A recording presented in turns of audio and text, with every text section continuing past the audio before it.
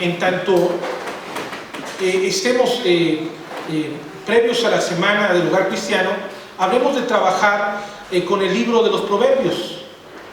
Los Proverbios fueron escritos en el periodo intertestamentario para muchos. De forma muy especial tenemos que decir que los Proverbios fueron una composición dada en la cautividad, cuando el pueblo se encontraba cautivo en las regiones de Tel Aviv, en Babilonia. Esa es una posibilidad muy grande, porque de repente la gente adulta, la gente mayor, veía que sus jóvenes estaban cautivados por la grandeza del imperio caldeo de Babilonia, que tenía grandes templos y por supuesto pues llamaba la atención pues a estos jóvenes que de alguna manera pues ya no tenían el templo en Jerusalén, y lo que trataban de hacer la gente mayor, la gente adulta, era que sus hijos no se olvidaran de la expresión de la fe. Y a través de ello generaron reflexiones en torno a la Escritura. En esa época es muy probable que se hayan diseñado las sinagogas, donde de alguna manera en la dispersión el texto es un pedazo de patria. Como dice Hans de Witt, un experto en hermenéutica bíblica, tiene un libro que se llama así: en la dispersión el texto es patria. ¿Por qué? Porque el pueblo de Israel, estando disperso, estando esclavizado, para no olvidarse de la condición de su fe, encontraron en la reflexión de las Sagradas Escrituras el fundamento de su ser. Y así debiera de ser para cada uno de nosotros. Y sin lugar a dudas, la preocupación de esas personas adultas por sus jóvenes es la preocupación de muchos padres de familia en la casa de Dios en este tiempo, que estarán preocupados por sus hijos, por el acercamiento de sus hijos a las cosas de Dios. La reflexión en torno a las Sagradas Escrituras y el principio de la sabiduría se iba colocando en el corazón de las personas en la época. Pero hay algo también muy importante que debemos de reconocer al entrar al estudio de los Proverbios. En primer lugar, la actividad del Espíritu Santo en el Antiguo Testamento. En el Antiguo Testamento, el Espíritu Santo actuaba de una forma muy específica.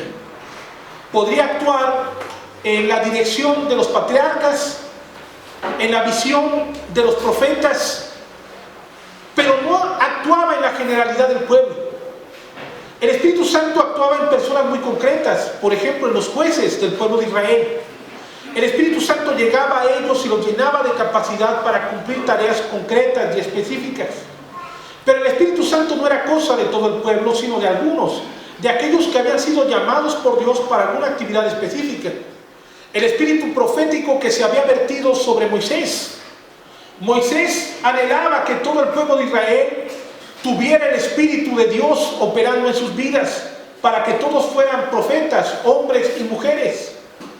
Sin embargo, ese anhelo de Moisés no es una realidad en el Antiguo Testamento, sino hasta la expresión de la obra lucana en Hechos. En esa llenura del Espíritu Santo, en Hechos capítulo 2, ese es el anhelo de Moisés que se ve cubierto. Pero en el Antiguo Testamento entonces el Espíritu era en algunas personas. Pero ¿saben algo que es bastante significativo? El Espíritu de Dios estaba relacionado con aquellas personas que eran sabias. Por ejemplo, Salomón o el mismo profeta Daniel tenía el espíritu de sabiduría que representaba en toda esa época la relación con Dios. ¿Saben, hermanos?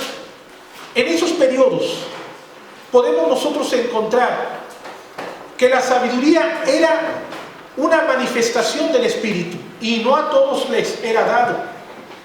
Por eso es que estos personajes siempre fueron relacionados con la presencia de Dios muy especial en sus vidas, porque la sabiduría de Dios estaba en ellos. Pero también hay algo importante que tenemos que declarar. Fíjense, hermanos, que cada uno de estos hombres sabios, llenos del Espíritu, daban consejo a los creyentes que no se apartaran de la palabra de Jehová de forma reiterada. Entonces, en el Antiguo Testamento el Espíritu de Dios actuaba en profetas, en patriarcas y a las personas habilitándolas con sabiduría para asumir las condiciones de la vida. no era una cuestión generalizada. Incluso se llegaba a decir que Dios tenía una esposa, porque a donde quiera que iba Dios, su esposa iba con él. Y esa esposa era la sabiduría. La sabiduría era algo relativo al Dios de las Escrituras.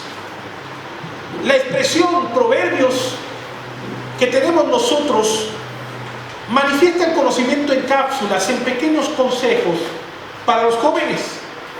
A ellos se les habla con una expresión muy especial: hijo mío, no te olvides de mi ley. Es la sabiduría de los padres hacia los hijos. Versículo número 8, por ejemplo, del capítulo 1 de Proverbios: oye, hijo mío, la instrucción de tu padre, y no desprecies la dirección de tu madre. Este ejercicio de la experiencia de la vida que los padres tienen y que quieren brindar a sus hijos, pero no es una experiencia y una sabiduría que se desprenda meramente de ellos, es algo que viene de la reflexión en la palabra de Dios. La palabra hebrea que se utiliza para proverbio es la expresión en español, como una traducción, comparación. Proverbios contrasta, compara a la sabiduría, a la prudencia, con la condición de necedad e insensatez. Incluso coloca la sabiduría como una dama que articula los ejercicios correctos de la vida, y a la imprudencia como una dama también, pero que vive en condiciones de deleites y en condiciones desagradables delante de Dios. Es el contraste, es la comparación. Y proverbios en hebreo quiere decir eso. Quiere decir comparar lo bueno y lo malo. Y en base a esa comparación, que el hombre y la mujer de Dios tomen determinaciones. Jesús lo expresaba en la parábola de los dos caminos. Reiteraba una realidad plena, porque grande y espacioso es el camino que lleva a la perdición, en la cual muchos hombres y mujeres caminan, siendo indiferentes a la voluntad de Dios, siendo sabios para sí mismos, y con ello condenan sus vidas. Pero estrecho es el camino que lleva a la salvación, por el cual muy pocos transitan. Pero la invitación de Jesús es a que los creyentes vengan a aquel camino que es correcto. Otra comparación de Jesús fundamental: aquel hombre que construye y edifica su casa sobre la arena, donde vienen los vientos, acontece una tormenta y esa casa no tiene ningún sustento para enfrentar la tormenta. Y grande fue la ruina de aquel hombre. Pero no así aquel hombre que funda su casa sobre la roca. Ya puedan venir fuertes vientos, esa casa no será derribada jamás. Y la implicación es hacia qué quiere caminar la persona, qué camino quiere escoger. Los proverbios hacen lo mismo. Invitan a los jóvenes a la reflexión y a todo ser humano a reflexionar hacia dónde quiere caminar, hacia el camino de prudencia, de sabiduría, o a la condición de la insensatez y de la poca prudencia. Son ejemplos claros porque la Biblia habla con sobrada claridad. Pequeñas cápsulas de sabiduría, aforismos, textos que comparándose manifiestan el ejercicio de aquel que camina en la voluntad de Dios y aquel que decide caminar despreciando la ley del Señor. En el Antiguo Testamento, cuando la gente hablaba del término religión, en realidad no podían de ninguna manera hablar de lo religioso meramente a través de conceptos, porque no existía el concepto religión. Eso es algo que viene desde Cicerón hasta nuestros días. ¿Pero qué es la religión? En el Antiguo Testamento se define por el versículo número 7 del capítulo 1 de Proverbios, capítulo 1. El principio de la sabiduría es el temor a Jehová. ¿Qué es la religión para el judío? El temor a Jehová. La gente que teme a Dios, pero este es un temor reverencial. La gente honra y respeta a Dios. Y el mejor testimonio de esa honra y de ese respeto a Dios es guardar sus mandamientos. La gente que no honra y que no respeta a Dios no considera los mandamientos de Dios para la vida, ni ve en los mandamientos de Dios un ejercicio de bienestar.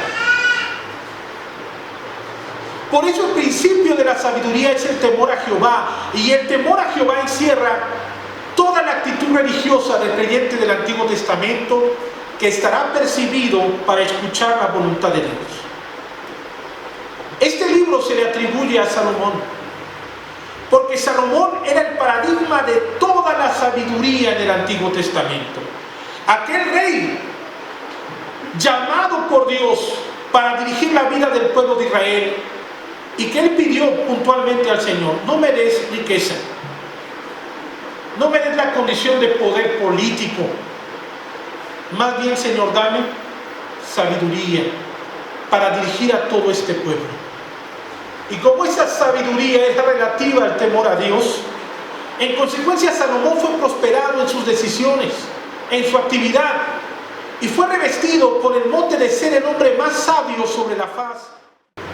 Salomón es aquel que constituye 3,000 proverbios y que invita a las personas a vivir en la voluntad del Señor. Otros textos pertenecen, hablando de la composición de los proverbios, a Ezequías, aquel que ayudó a copiar el texto bíblico. Todos estos personajes prominentes, incluso el rey Lemuel, son revestidos con la capacidad de tener al Espíritu de Dios que los orienta para escribir la sabiduría. Amados hermanos, como Iglesia de Jesucristo, necesitamos militar en la sabiduría que viene de Dios, que es aliciente al corazón, y es bendición en el ejercicio de la guía para la vida. Solamente que no es aquel que no está en el Señor, no es aquel que quiere venir al cumplimiento de la palabra de Dios en la ejecución de la vida. El necio dice en su corazón, lo expresa el salmista: no hay Dios, y por lo tanto no tengo por qué vivir en esa voluntad de Dios. La persona que no tiene el temor de Dios quiere vivir en su propia sabiduría, quiere descansar en su experiencia, quiere ubicarse en su capacidad. Pero ni nuestra capacidad ni nuestra experiencia es aquella que puede ser la dirección para nosotros. El hombre que desprecia a Dios y a Cristo estará despreciando la vida. El hombre que decide caminar bajo sus propios parámetros estará destinándose de continuo al mal. Y sabe, hermano, la invitación que tenemos en los proverbios es a caminar en la enseñanza de Dios. No debemos de olvidar esto. Ser obedientes a la voluntad del Señor tiene que ser prioritario en nosotros. Salomón, lleno de sabiduría, obediente a Dios. Pero el cúmulo de toda obediencia es nuestro mismo Señor y Salvador Jesucristo, que fue obediente a la voluntad de Dios hasta la muerte y muerte de cruz. Aquel que declaraba: Señor, que no sea lo mío sino lo tuyo. Y se sometió a la voluntad del Señor todo el tiempo. Conquistó nuestra salvación. Nos dio vida. Porque Dios quiere que el ser humano tenga vida. Pero cuando el ser humano desprecia la voluntad de Dios, lo único que encuentra es la perdición. El necio dice en su corazón: no hay Dios. Y en realidad, el necio tiene un modelo de vida. es completamente obstinado, perezoso, descuidado y toma muy malas decisiones. Ese es aquel que desprecia la voluntad de Dios. Y de bien a bien lo podemos comparar con el modelo de vida que muchos viven en la actualidad. La condición de la obstinación, de decir, no existe Dios, no hay nadie al cual le tenga que dar cuentas de la condición de mi ser. Perezoso en función de la vida, descuidado en torno a lo que Dios declara y pide. Si bien Dios jamás podrá bendecir a una persona que desprecia la instrucción. Versículo 7 del capítulo 1. Los insensatos desprecian la sabiduría y la enseñanza. Me recuerda a aquel padre que aconsejaba a sus hijos y les decía: hijos, esta actitud es negativa, no les favorece, es inadecuada. Pero los hijos, pretendiendo asumir la condición de la vida con mayor capacidad y criticando a sus padres en todo, desprecian el consejo. Dicen: ay viejo, ¿tú qué vas a saber? ¿Y saben qué? Lo que es terrible es que hay padres que se la creen a los hijos y que son bien obedientes a los hijos. Sí, hijo, lo que tú digas, lo que tú quieras, hijito, eso lo voy a realizar. No. Los hijos tienen que dar consejo y en realidad los padres tienen que asumir el consejo a los hijos. Y los hijos tienen que ser receptores prudentes. Y cuando ese consejo es sazonado con la palabra de Dios, amerita poner atención. No despreciar la sabiduría. Estar atentos, porque solamente aquel joven, niño, que no honra a sus padres, tendrá a menos el consejo de los padres que viene sazonado con la palabra de Dios. Querrán ser ley para sí mismos, despreciando el consejo sabio, constituyendo su realidad y la construcción de su vida en base a su necedad. No, amados hermanos padres, que el conocimiento de la palabra de Dios revista nuestro consejo e invitemos a nuestros hijos a ser obedientes a la voluntad de Dios. No fomentemos en ellos decisiones inapropiadas que les llevan a cometer errores graves y, sin lugar a dudas, a tener malas experiencias en la condición de la vida. El creyente tiene que aprender a obedecer la voluntad de Dios, a no menospreciar la ley de Dios, a guardar esa ley que es bendición para la vida, a constituirnos en personas prudentes, que amemos la sabiduría, que meditemos en la función de la palabra de Dios. Cuando los padres pierden su lugar en el hogar, hay un desorden, y el único beneficiado en ese desorden es Satanás y sus huestes.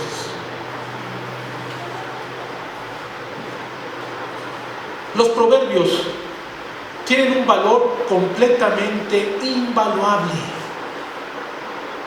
Más allá que las riquezas, que el mucho oro, que la mucha plata, está la ejecución de la sabiduría en la vida. La gente se pierde por la necedad del tener y constituye y demerita su ser. La ejecución de la vida tiene que ser marcada por ese temor a Jehová, que es el principio práctico para la construcción de nuestro ser. ¿Cómo debemos de hacer frente a las condiciones negativas? Bajo el consejo de la palabra de Dios seremos victoriosos. Tenemos que vincularnos a esa sabiduría que desciende de lo alto.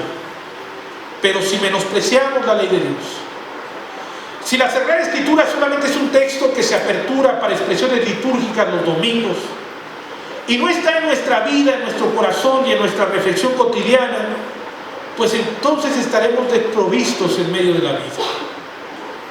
Los proverbios son promesas para la vida. Son bendición de gracia para cada uno de nosotros. Ignorar los proverbios es ignorar la voluntad de Dios. El mundo necesita enriquecerse de la sabiduría que desciende de lo alto. Mirar los días conforme al propósito de Dios y aplicar esa sabiduría en las condiciones de la vida. Es una lección grande la que recibimos en los proverbios. La sabiduría está alrededor de nosotros. El propio proverbista lo declara de esta manera. La Escritura lo dice de una forma muy especial. Versículo número 20, capítulo 1 de Proverbios. La sabiduría clama en las calles, alza su voz en las plazas, clama en los principales lugares de reunión, en las entradas de las puertas de la ciudad, dice sus razones. ¿Hasta cuándo, simples, amaréis la simpleza? Y los burladores desearán el burlar, y los insensatos aborrecerán la ciencia. Volveos a mi reprensión. He aquí, yo derramaré mi espíritu sobre vosotros, yo os haré saber mis palabras. Si la sabiduría tiene que ver con el estímulo de lo cotidiano, ¿por qué despreciar la sabiduría? ¿Cuántos jóvenes ven pasar su existencia por el estímulo de la insensatez? En la construcción indiferente de sus días, pensando en las vanidades de la vida. Pero ¿cuántos adultos también? Interesados en la vanidad de la existencia, no pensando en la edificación de su ser y de su familia. No podemos continuar indiferentes al propósito y la voluntad de Dios, sobre todo los creyentes, los hijos de Dios, los cristianos, aquellos que siguen a Jesús. Ellos serán los primeros en comprometerse en la ejecución de la sabiduría, en ese temor a Dios, siendo creyentes reverentes, que aman la sabiduría, que buscan el consejo de Dios, que vienen a la oferta del don del Espíritu de Dios. Porque aquel que desprecia la sabiduría por las condiciones negativas de esta vida, amados hermanos, desprecian al Espíritu de Dios, desprecian a Cristo, desprecian la palabra del Señor. Para el creyente la palabra de Dios es prioridad. El seguimiento de Jesús es la razón de su ser. Por eso no se rehúsan nunca a prestar atención a Dios. Debemos de responder a la palabra del Señor con la ejecución de esta palabra en la vida,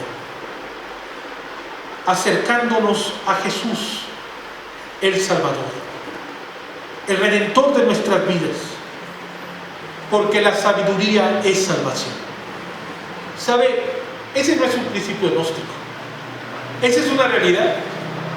Aquel que sabe que en Jesucristo hay vida eterna y salvación, ¿qué demora en venir a Jesús? No tiene por qué mantenerse alejado de Jesús. Jesús es el estímulo para la vida, para la sabiduría. Entonces, ¿por qué se detiene usted? Venga a Jesús. Acérquese a Él. Construya su vida en el consejo de la palabra del Señor, en recibir a Cristo como el Señor y Salvador de su corazón y de su vida. ¿Por qué seguir rechazando la gracia de Dios, queriendo ser sabios en nuestra propia opinión y alejándonos cada vez más de la palabra de Dios? Mire, si acercarse a la palabra de Dios, como lo hemos reiterado en otras ocasiones, es para la sociedad convertirse en un fanático. Pero si ser fanático apegado a la Escritura me constituye el mejor padre, me constituye el mejor hijo, me constituye en mejor persona, me constituye en un ser responsable en todo lo que realizo. Yo prefiero, ¿sabe qué? Ser un fanático a ser un imprudente que desprecie la oferta de Dios, la bendición de la gracia. Yo prefiero ser ese fanático vinculado al estímulo de la palabra del Señor, que me invita a ser mejor padre, mejor hijo, mejor abuelo, mejor en todas las condiciones que realizo. Mejor porque me someto a Cristo Jesús, el Señor de mi vida. Los simples despreciarán la oferta de Dios. Vivirán en una forma negativa, buscando la senda de lo malo y no acercándose al ejercicio de Dios. Saben, amados hermanos, este mensaje es para cada uno de nosotros, porque en algún momento hemos despreciado las cosas de Dios. Aquel que dice no a las cosas de Dios desprecia la bienaventuranza para el ejercicio de la vida. Aquel que dice sí al Señor viene a la bendición de la vida, viene al ejercicio de asumir con sabiduría la voluntad de Dios. Amados hermanos, no despreciemos el principio de la sabiduría. Tema a Jehová y guarde sus mandamientos. Acérquese a Jesús y haga todo ejercicio de bien en función de la voluntad de Dios. Oremos al Señor.